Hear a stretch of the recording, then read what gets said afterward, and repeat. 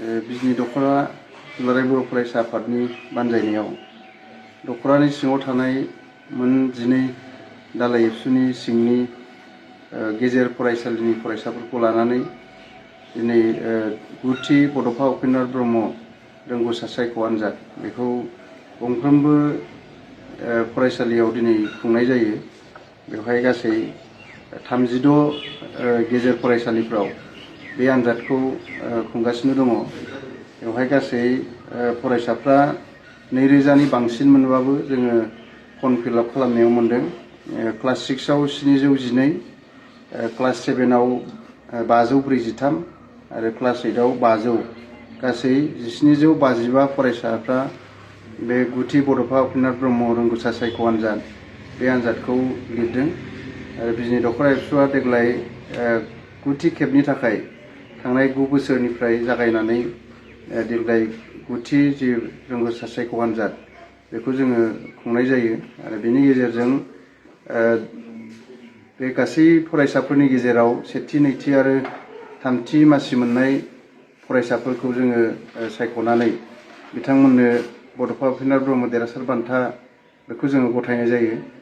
लोगोसे दालाइ आफादनि सिङाव थानाय फरायसाफोरनि गेजेरनिफ्राय बिथांमोनाबो दालाइ एबसुफोराबो सेथि, नैथि, थामथि सायख'नानै बिथांमोनाबो बरायगोन फरायसाफोरखौ।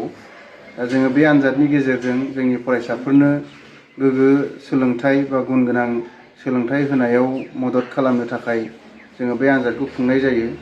आरो जोङो नुदों जायफोर फरायसाफ्रा रोंगौथि गोनां बेखौ जों बे आनजादनिफ्राय मोनथिनो मोनो। टेलेन्ट नागिरनाय रोंगौथि गोनां फरायसाफोरखौ नागिरनायनि बे मोनसे आनजाद। बेखायनो बेवहाय फरायसालिफ्रा गावसोरनि फरायसाफोरखौ बे आनजादाव जिरायहोनायनि थाखाय जोङो साबायखर बावदों। गुबुन गुबुन गेजेर फरायसालि, गोजौसिन फरायसालि, गेजेरारि फरायसालि जायफ्रा एमइ स्कुल दंखायो दा बिथांमोनहाबो बे आनजादखौ खुंहोनायनि थाखाय जोङो साबायखर बावदों। आरो इयुननि समाव बे आनजादखौ साफ्रोमबो फरायसाफोरखौ एबसेन्ट गैयालासे होथारनो थाखाय जोङो खावलायबाय। जोङो नुदों गोबां फरायसालिया खम एटेन्डेन्स जादों। गोबां फरायसाफ्रा गाव गोसो जानानै आनजादखौ होआखै बा फर्म फिलआप खालामाखै। आरो जोङो बिजनियाव इरागदाव एमइ स्कुलाव हाबबोदों दा। इरागदाव एमइ स्कुलाव गाहाय फोरोंगिरि रनजित गयारि बिथाङा बिबान लानानै दायथ' लानानै गासै फरायसाफोरखौ 6, 7, 8 नि गासै फरायसाफोरखौ आनजादाव जिरायहोदों। बे जोंनि थाखाय जोबोद गोजोनथाव रादाब। आरो बिनि थाखाय बिथांनिसिम जोङो साबायखर बावदों। बेबायदिनो गुबुन गुबुन फरायसालिफ्राबो गोजौसिन फरायसालि, गोजौ फरायसालि जायफ्रा एमइ स्कुल दङ, 6, 7, 8 दङ, बिथांमोनाबो फैगोन बोसोरनिफ्राय जाहाथे साफ्रोमबो फरायसाफोरखौ बे रोंगौथि सायख' आनजाद बेवहाय जिरायहोयो। मानोना बिनि गेजेरजों गोबां एक्सपिरियेन्स मोनो। आथिखालनि कम्पिटिटिभ एग्जामफोराव बेबायदि OMR फिलआप खालामनानै आनजाद होनाया सोलियो। दा बेखौ जोङो क्लास 6 निफ्रायनो जुदि फोरोंहरखानो हायोबा इयुनाव बिसोरनि बे आनजादखौ कम्पिटिटिभ आनजादाव गोरलै जाहैगोन।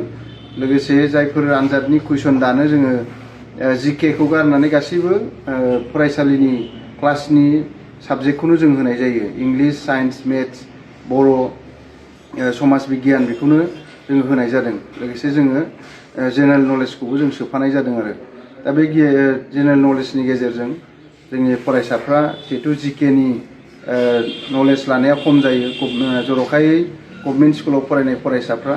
दा बेखायनो जोङो बे टेलेन्ट सार्च आनजाद जायफ्रा होगोन बे GK खौबो मोननो हागोन। आरो बिनि गेजेरजों गावनि इयुनाव कम्पिटिटिभ आनजाद होनायाव बै GK कुइसनफ्रा आरो गासै आयदानि कुइसनफ्रा मदद खालामहैगोन। दा बेखायनो जोङो बान्था मोननाया गिदिर बाथ्रा नङा, बेखायनो आनजादाव जिरायहोनायासो गिदिरसिन बाथ्रा। बेखायनो इयुननि समाव गंफ्रोमबो फरायसालिनि गाहाय फोरोंगिरि गोरायुं बिथांमोनहा बिबान लानानै बे आनजादखौ होगोन जोङो खावलायदों। आरो जोङो साफ्रोमबो फरायसाफोरनिसिम साबायखर बावदों जायफ्रा आनजादाव जिरायबाय।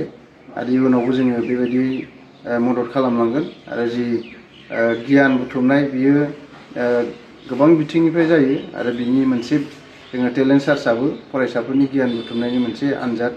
बेखायनो जोङो बेखौ बेसेन होनानै इयुनाव जाहाथे गासैबो फरायसाफ्रा आनजादाव जिरायनो हायो, बेनि थाखाय जोङो साफ्रोमबो फरायसाफोरखौ खावलायबाय।